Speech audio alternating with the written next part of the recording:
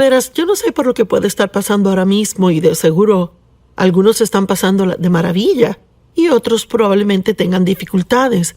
Pero yo oro por si usted es uno de los que están pasando un día difícil, que después de ver el programa hoy y oído la palabra de Dios, que se sienta fortalecido, edificado y animado, y que su día sea mucho mejor porque usted pasó ese tiempo con nosotros. Hoy quiero hablar de lo que yo llamo la aritmética de Dios, o la matemática de la gracia. Y sabe, tendemos a gustar la lógica y la razón.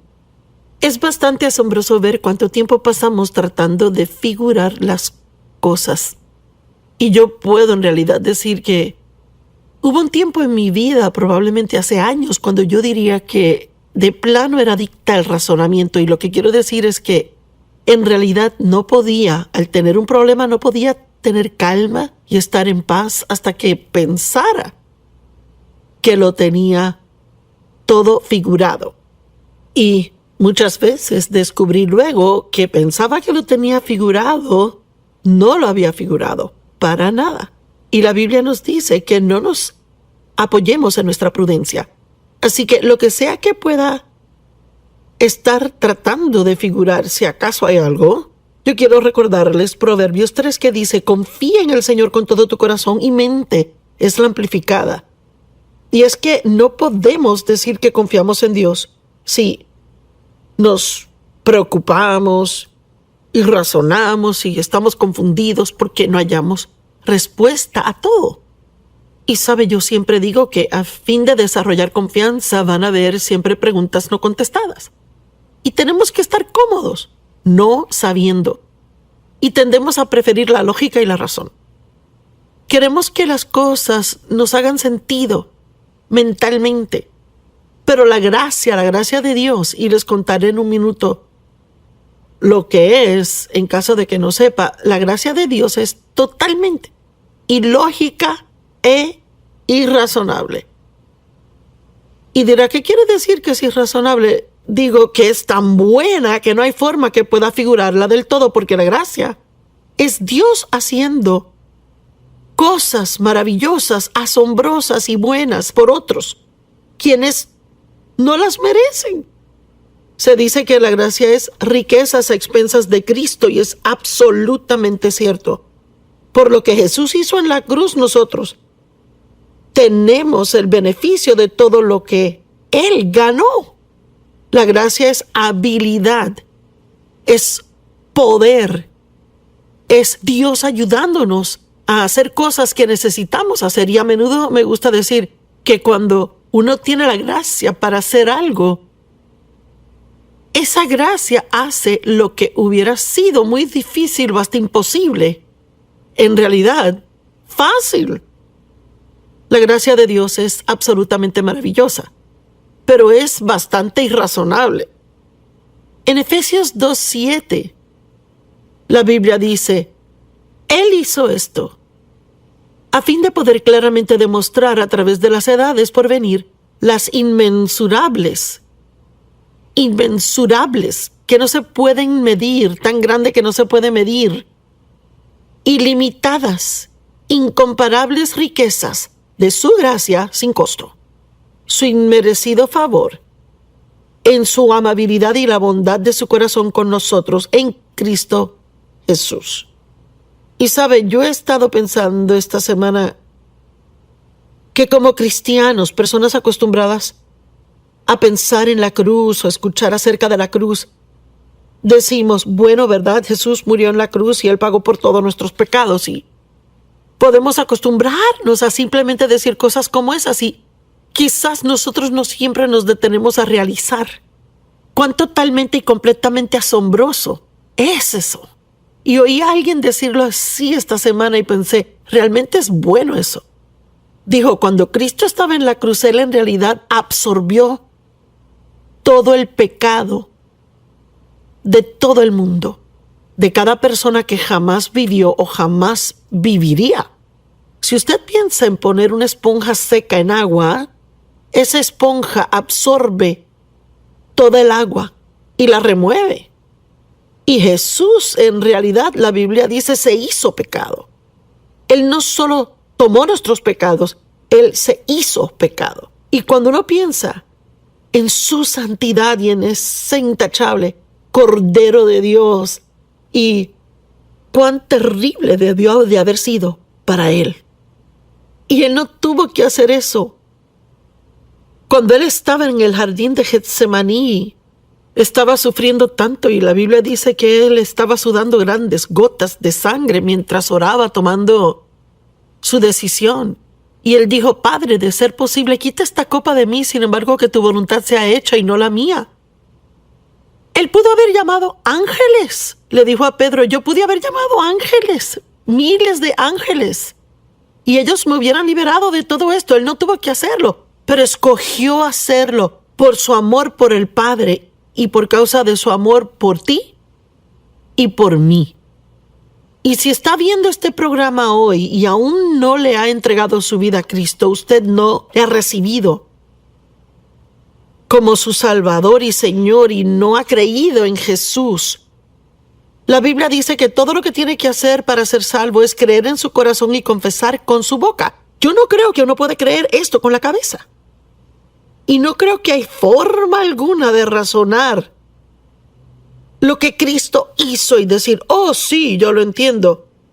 Pero si quieres ser salvo, Dios le dará la gracia para creer. Somos salvos por gracia, por la fe. La gracia está ahí, la obra se ha hecho. Todo lo que tiene que hacer es no consultar su cabeza, sino su corazón.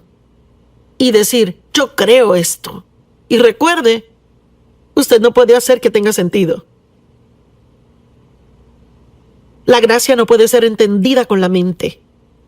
Y eso es exactamente por qué a menudo se le refiere como asombrosa gracia. Pensemos aquí en unas cuantas cosas como Primera de Corintios, creo, comenzando por el verso... Primera de Corintios 1, comenzando en el verso 27. Cuando Dios busca gente para usarlas, la Biblia dice que Él escoge a propósito lo débil y las cosas necias del mundo. Cosas que el mundo o gente en el mundo totalmente despreciarían, botarían como basura y dirían: no hay forma que Dios te puede usar a ti.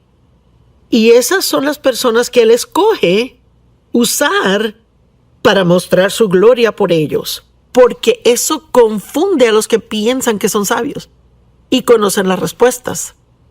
Estoy segura que Dios usa a muchos poderosamente y sabe, tal vez algunos están capacitados, pero en lo natural yo no estaba capacitada para hacer lo que hago. Y aún así Dios me ha dado la gracia, la habilidad para hacerlo. Yo lo amo.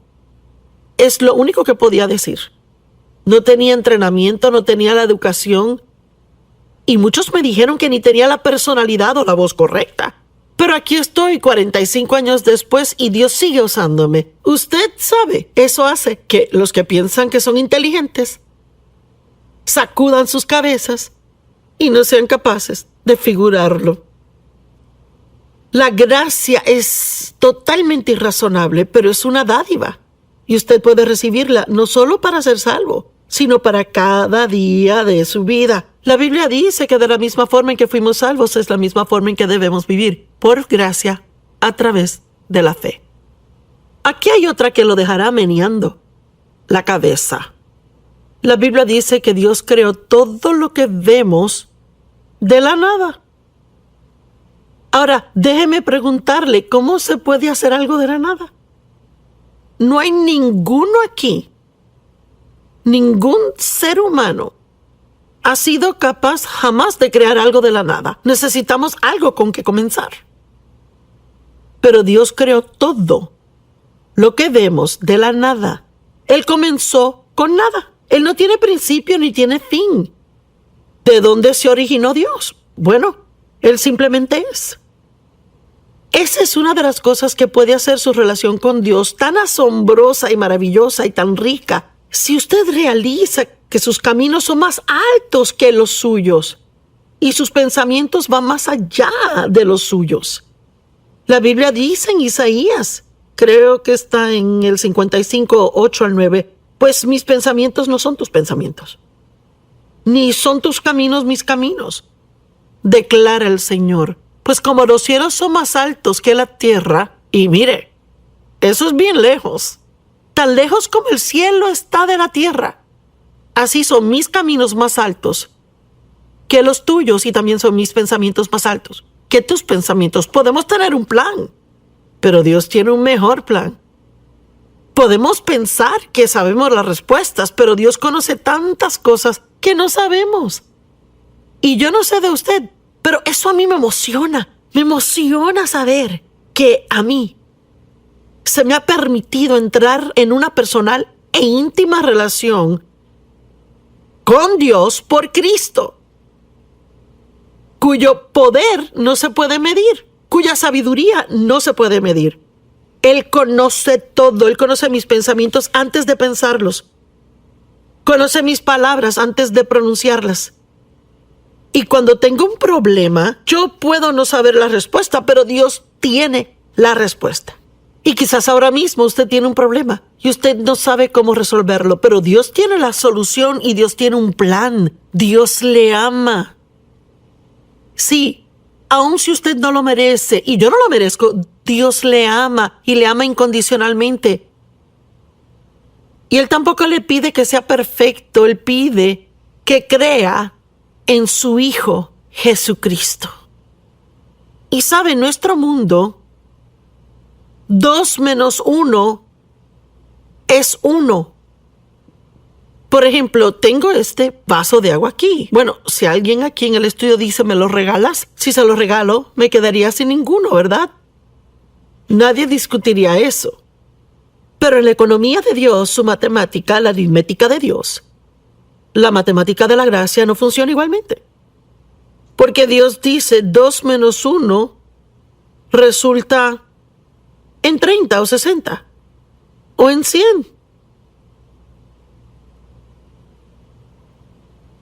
La Biblia dice que el primero será el último y el último será primero. Bueno, en nuestra forma de pensar, mire, el primero es primero. Si usted es primero, es primero.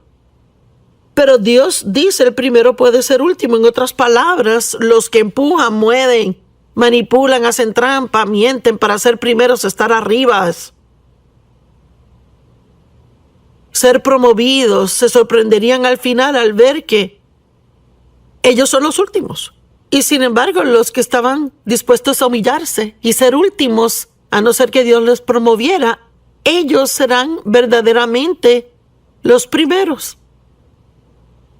Mateo 20:16 y 19:30, y el último será primero y el primero será el último, pero los que son primeros serán últimos y los últimos serán primeros. Esta escritura me recuerda de otra en Mateo 23:12. El que se exalta a sí mismo será humillado, y el que se humilla a sí mismo será exaltado. ¿Qué significa eso? ¿Qué significa exaltarse a sí mismo? Significa pensar de sí mismo de forma más alta de lo que debe, y pensar que es mejor que otras personas, y tratar de ponerse así al frente. La Biblia dice que las personas que hacen eso serán humilladas.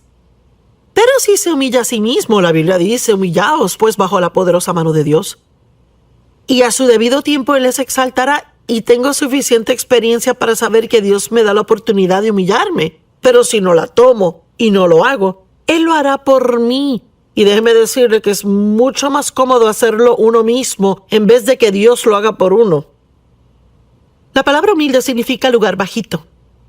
Significa confiar en Dios. Recuerdo al comienzo de nuestro ministerio, unos años después de estar en el ministerio, y yo quería hacer cosas grandes y tener oportunidades de predicar, y no estaba en la televisión, estaba haciendo unos viajecitos y realmente tomaba cualquier y toda oportunidad. Y un promotor profesional vino a mí, estaba en California en un evento predicando y me dijo, si firmas conmigo y mi agencia, yo te haré famosa en el mundo. Yo conseguiré un sinnúmero de citas para que prediques y oportunidades. Bueno, supe en mi corazón que estaba mal. Yo sabía que la verdadera promoción viene de Dios. Pero, Dios mío, fui tan tentada de tomar la oferta. Y recuerdo que Dave fue a un lugar esa tarde y yo estaba en la cama en el hotel orando y llorando y le decía a Dios, tú sabes cuánto quiero una oportunidad de predicarle a más personas, pero no voy a hacerlo así, no voy a hacerlo de forma carnal. Si tú no me promueves, yo nunca seré promovida. Bueno, ¿sabe qué? Funcionó. Esperé en Dios y en el tiempo de Dios, Él hizo lo que solo Dios podía hacer. Y le estoy animando. No comprometa su ética para adelantarse en la vida. Tal vez trabaje en alguna compañía, quiere una promoción y quiere tener esa oficina con su nombre en la puerta. Quiere ser reconocido, tal vez esté en el negocio de actuar, hacer películas o en la industria de música, quiere ser promovido, quiere ser conocido. Y alguien le dice, pues si haces esto y aquello te puedo ayudar, pero lo que le piden que hagan no es correcto de acuerdo a la palabra de Dios. Pues, ¿qué hago? No sea tentado. Porque tal vez parezca por un corto tiempo que va a ser algo muy bueno que funcionará, pero al final, ¿sabe que al final viene? La Biblia dice en Romanos 14 que el tiempo vendrá cuando tendrá que rendirle cuenta.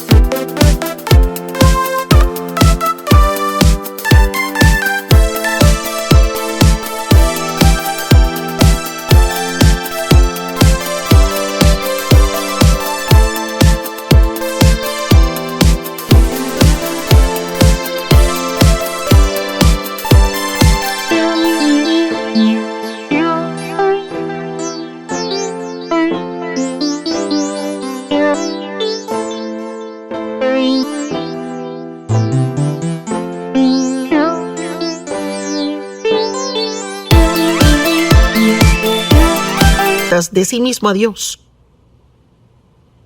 Y le digo, en nuestro mundo de hoy, en la sociedad de hoy, hay tanto compromiso. Hay tantos cristianos que han dejado que se apague su luz. Y tenemos una asignación de Dios.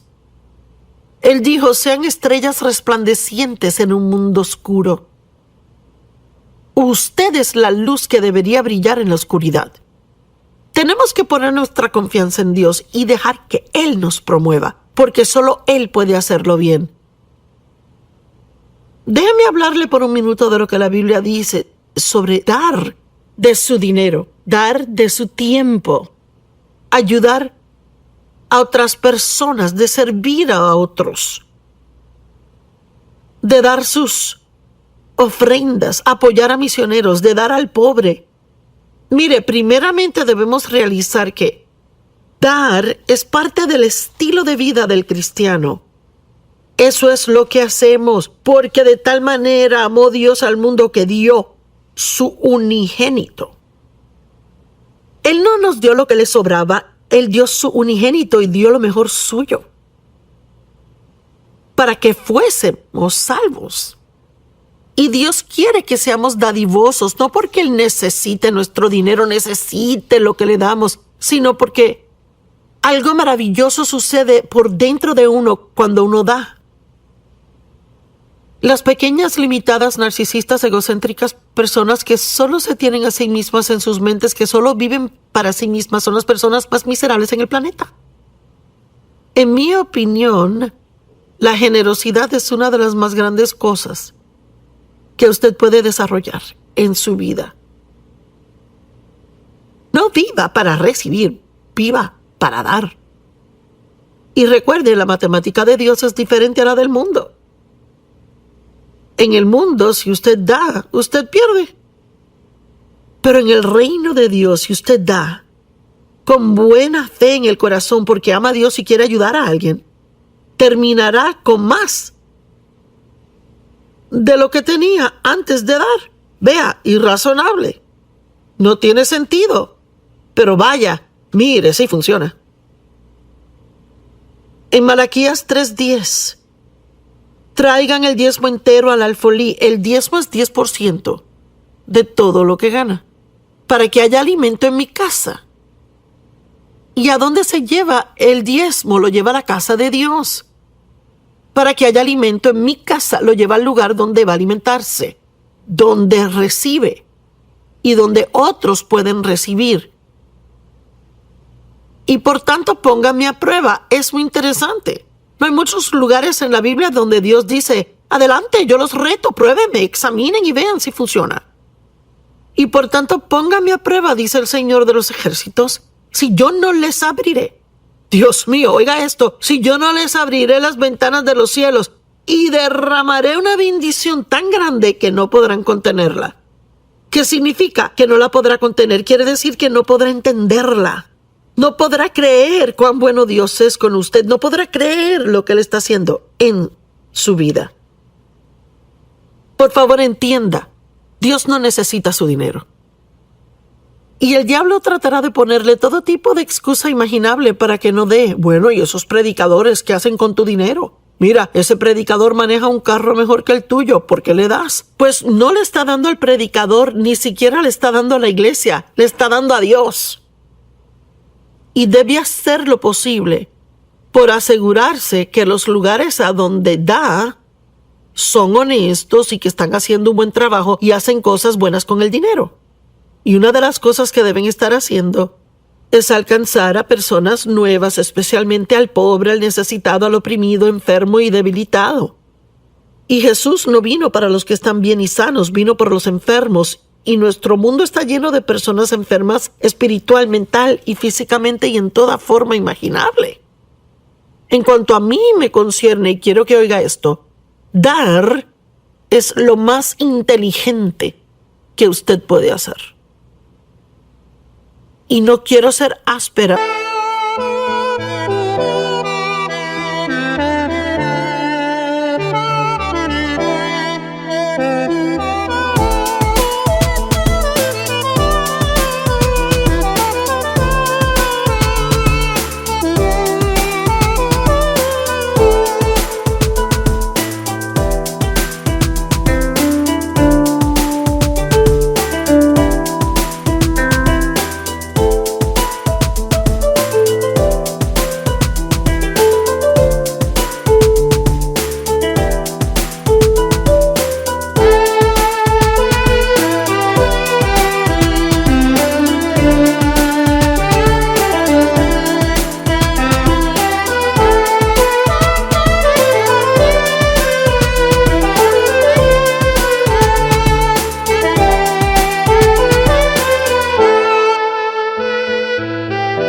Pero creo que la gente que no da no son muy inteligentes. Porque les digo que la matemática de Dios no funciona como otras. Y algunos dirán, bueno, diezmar está en el Antiguo Testamento, no está en el Nuevo. Y sabe que no voy a discutir el punto, solo digo, aun si está bien, y no necesariamente creo que lo esté, pero aun si lo está, si pudieron diezmar 10% de su ingreso bajo la ley, ¿qué deberíamos hacer por gracia? Dios mío, cuando usted realiza cuán asombrosa es la gracia y lo que Dios ha hecho por usted, ¿no será posible dar más que otros? Marcos 12:41 al 44. Y él se sentó al lado opuesto de la tesorería y observaba a las personas echar dinero en el ofrendero. Muchos ricos echaban grandes sumas. Y una pobre viuda, llamó esto. Una pobre viuda vino y echó 2 monedas de cobre que equivalen a 1 centavo. Y él llamó a sus discípulos así y les dijo a ellos, de cierto les digo que esta pobre viuda ha echado más que todos aquellos que contribuyen en la caja de la ofrenda. Y de nuevo vemos que la matemática no tiene sentido. No, aquellos ricos que echaron grandes y enormes cantidades de dinero. Esta señora solo dio 1 centavo. ¿Cómo es esto que dio más? Porque Dios no solo mira cuánto da, Él ve el sacrificio que eso tomó para que lo diera. Ay. De esta mujer aún se está hablando, la viuda de la Biblia, hoy. La gente aún predica de la pobre viuda que dio 1 centavo. Lucas 6:38 dice: dad y se les dará a ustedes. Buena medida, apretada, remecida, rebosante, será puesta en sus faldas, pues con la medida que usen les será medido a ustedes también. Proverbios 11:24. Una persona da libremente y se hace aún más rica. Y otro retiene lo que debería dar y solo sufre necesidad. Ahí está la aritmética de Dios. Hechos 20:35. En todas las cosas les he demostrado a ustedes que al trabajar duro, en esta forma debemos ayudar al débil y recordar las palabras del Señor Jesús. Como él mismo dijo, es más bienaventurado dar que lo que es recibir. ¿Será que puedo medio meterme en sus asuntos por un minuto y decir: ¿qué está haciendo usted por ayudar a otros? ¿Está tan enredado en sus problemas que es lo único que piensa y lo único que le habla a Dios y de lo único que habla a sus amigos de sus problemas? ¿Sabe qué? Una de las mejores formas de mejorar su problema es que mientras esté dolido, alcance y sea de bendición a otros. Sí, yo dije, mientras esté herido, alcance y sea bendición a otras personas. Y no se trata solo de dinero. Si usted no tiene dinero que dar, puede aún animar a alguien. Puede llamar a alguien y decirles cuán importantes son. Puede invertirles tiempo. Pero esté seguro que usted no deje que el diablo le engañe para que sea egoísta y egocéntrico. La matemática de Dios no opera de la forma que opera la del mundo. Y les puedo decir que mientras más da de sí mismo, más de su tiempo, más de sus finanzas para hacer una bendición y ayudar a otros, más usted tendrá. El mundo dice que tendrá menos, pero Dios dice que tendrá más. Y voy a continuar con este mensaje y hay algunas de las parábolas que voy a compartir